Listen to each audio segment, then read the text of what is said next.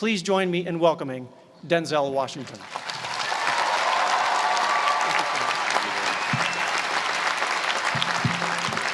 Thank you.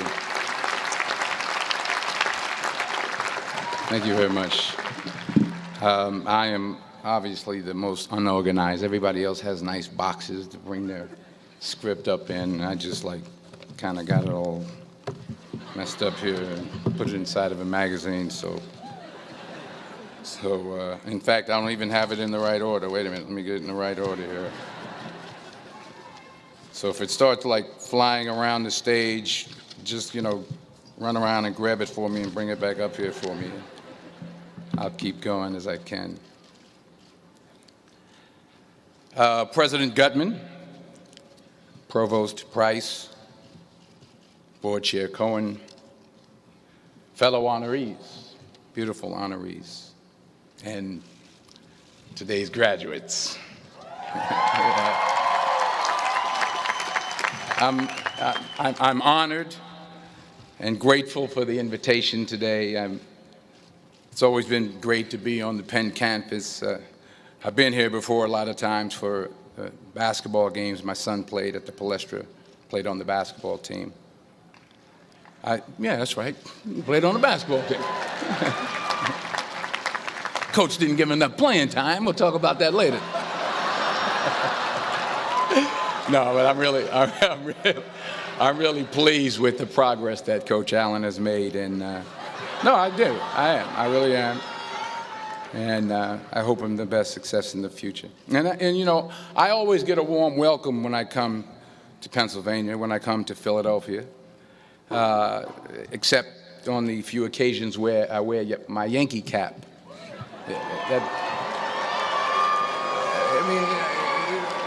What's wrong with that? I can't suddenly just switch up and wear a Philly cap. I mean, it's like taking your life in your hands around here when you wear a Yankee cap. I'm telling you. I met a couple of guys and they were like, "Hey, we love you, Denzel, but you walking around with that hat on, we don't care who you are." So you'll be happy to see that I'm not wearing my Yankee cap today. I'm wearing my Yankee socks, my Yankee t-shirt, my Yankee jock shorts, my Yankee underwear, my Yankee toe warmers, but not my Yankee cap. But still, I'll be honest with you, I'm a little nervous. I'm not used to speaking at a graduation of this magnitude. It's a little overwhelming. It's out of my comfort zone. You dress me up in army fatigues or throw me on top of a moving train, as someone said, unstoppable, or ask me to play Malcolm X, Reuben Hurricane Carter, or Alonzo from Training Day. I can do that. But a commencement speech, it's a very serious affair, and it's a very different ball game. There are literally thousands and thousands of people here. And for those who say, well, you're a movie star, millions of people watch you and watch you speak all the time, well, that's true. That's technically true. But I'm not actually in the theater watching them watching me. I think that makes sense. I mean, I'm not there when they call for a fidget around or pull out their iPhones or text their boyfriend or scratch their behinds or whatever it is they're doing in the movie theater. But from up here, I can see every single one of you. And that makes me uncomfortable. So please, don't pull out your iPhones and don't text your boyfriend until after I'm done. Please. If you have to scratch your behind, I understand. Go ahead. I was thinking about this speech, what I should say. I figured the best way to keep your attention would be to talk about something, really like juicy Hollywood stuff. I thought I could talk about me and Russell Crowe getting in arguments on the set of American Gangster, but I said, no, you're a group of high-minded intellectuals, you're not interested in that. Or maybe not. I thought about a private moment I had backstage with Angelina Jolie in a dressing room after the Oscars. But I said, no, I don't think so. This is an Ivy League school, and Angelina Jolie half naked in a dressing room. Who wants to hear about that? No one. No one. This is pen. That stuff would never go over well over here. Maybe at Drexel, but not over here.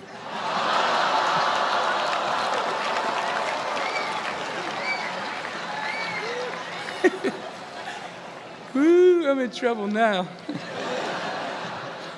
So I was back to square one, feeling the pressure. So now you're probably thinking, if it was going to be this difficult, this much pressure, why did I even accept today's invitation in the first place?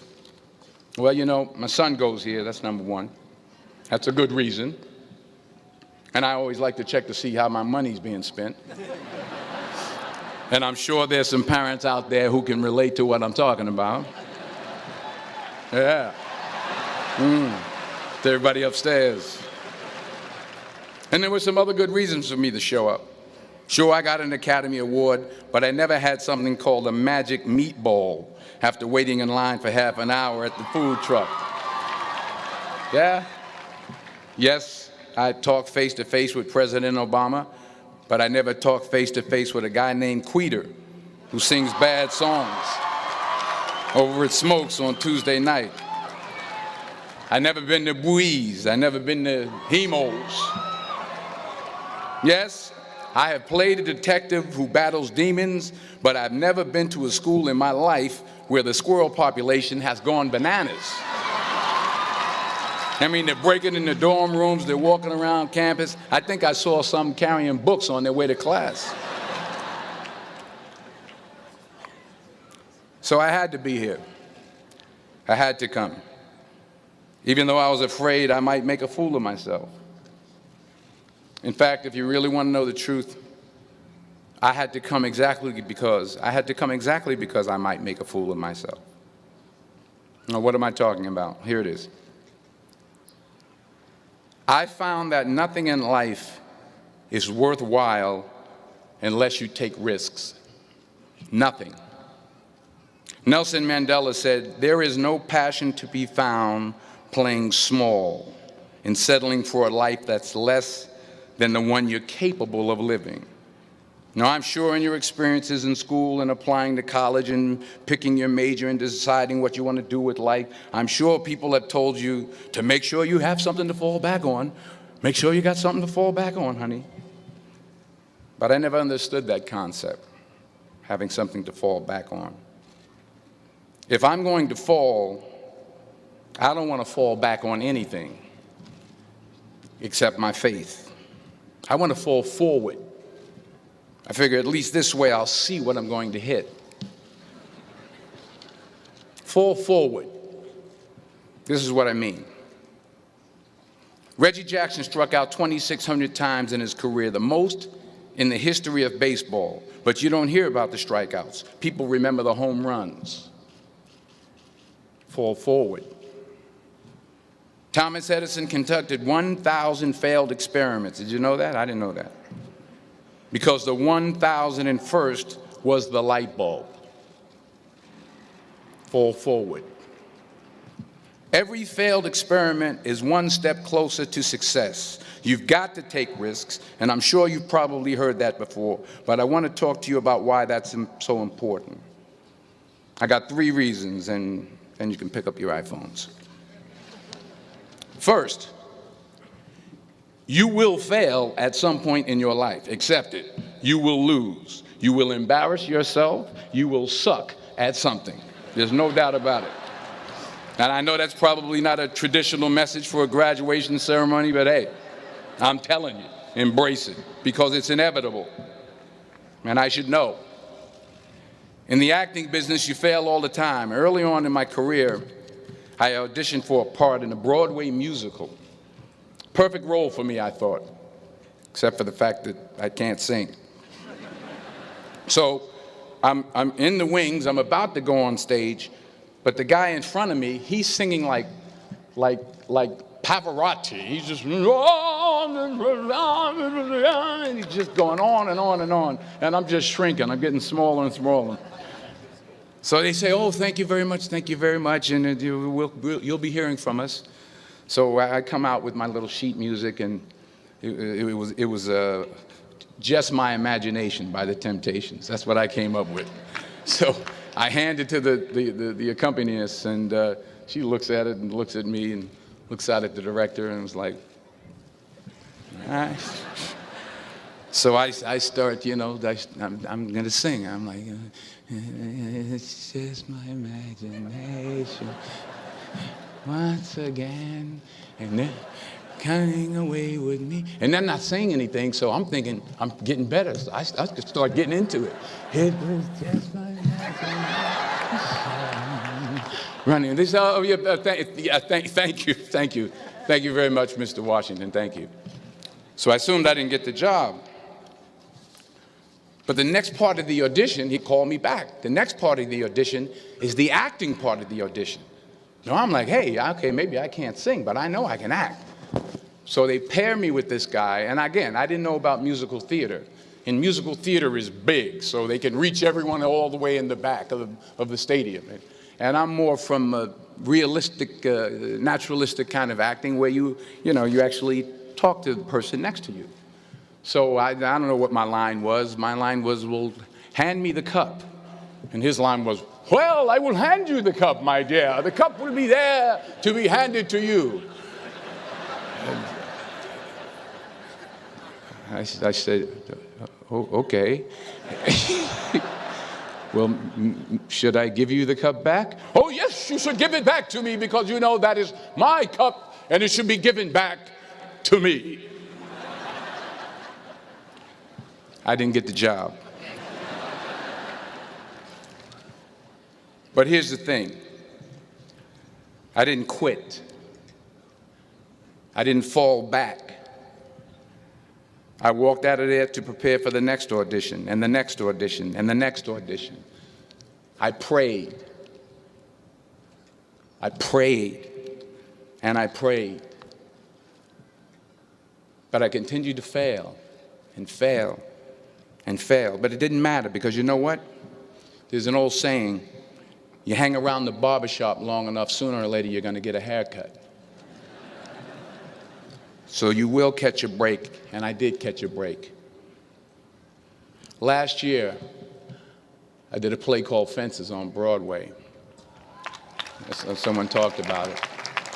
Won the Tony Award. And I didn't have to sing, by the way. But here's the kicker. It was at the Court Theater.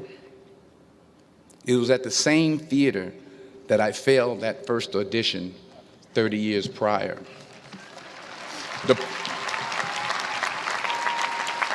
point is, and I'll pick up the pace, the point is every graduate here today has the training and the talent to succeed.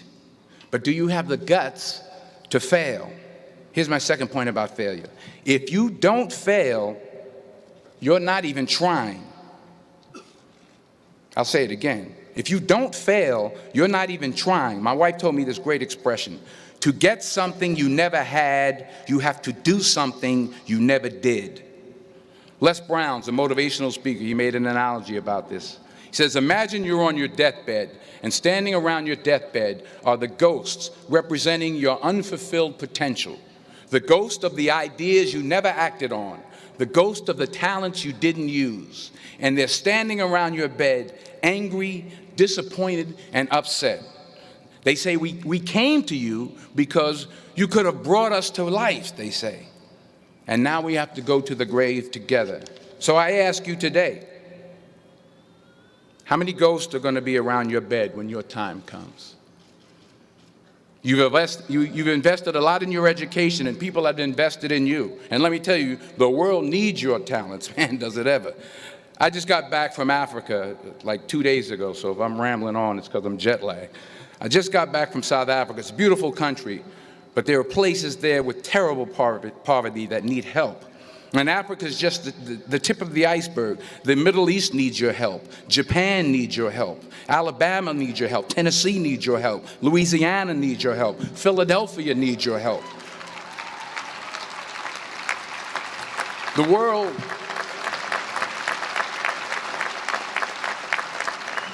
world needs a lot, and we need it from you.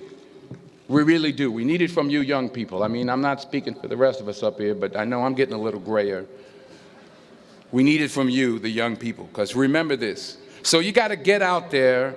You got to give it everything you got, whether it's your time, your talent, your prayers, or your treasures. Because remember this, you will never see a U-Haul behind a hearse.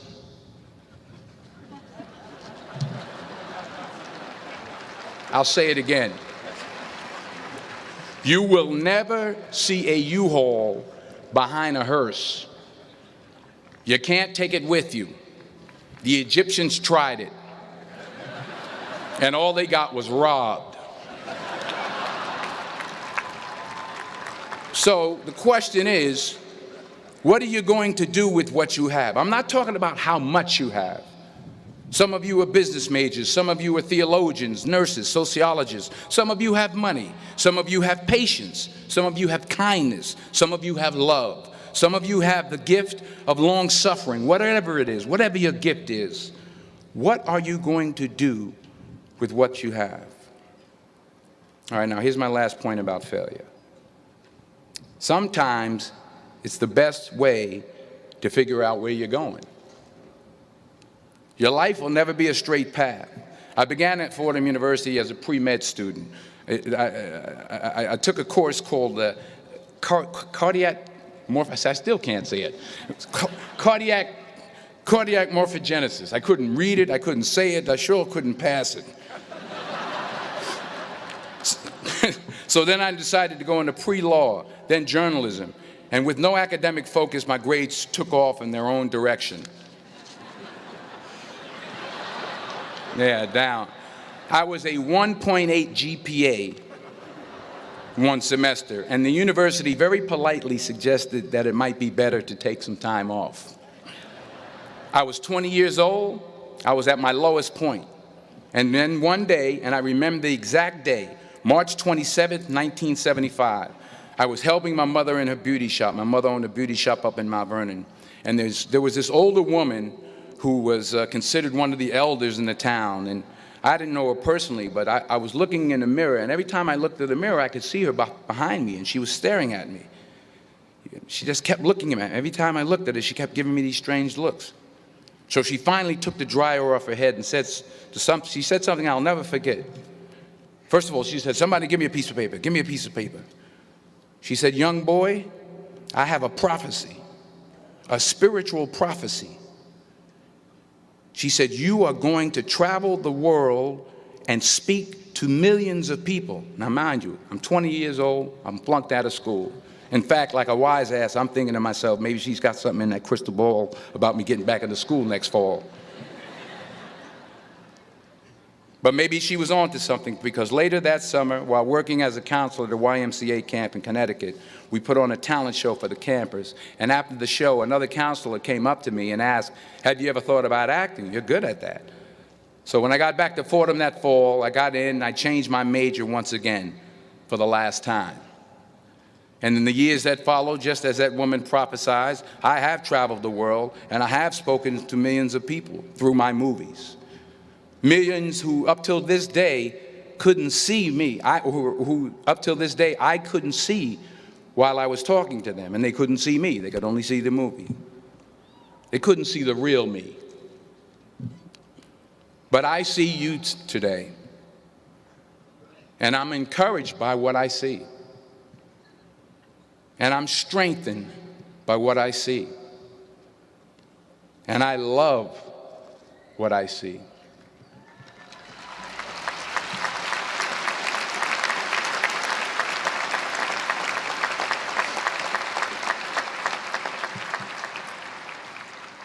One more page, and I'll shut up.